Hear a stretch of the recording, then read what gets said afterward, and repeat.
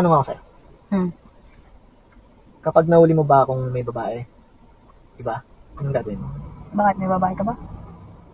Wala nga, tinatanong nga lang. Bakit mo tinatanong? Tanong lang. Sige. Pag may babae ka, patatawarin kita. Kasi lahat naman deserve ng second chance. Kaya lang, gagawin ko nun, dadaling kita sa isang lugar na tayong dalawa lang para maisip mo yung mga ginawa mo. Siyempre, magsusorry ako sa'yo. Oo nga, mapapatawad naman kita eh. Para ma-realize mo kung ano mga ginawa mo, mga kasalanan mo sa akin. Pakakainin kita doon ng masarap. Magluluto ka? Pagluluto kita, lutoan na masarap. Yung mga paborito mo. Tapos, yun. May lalagay ako secret ingredients doon.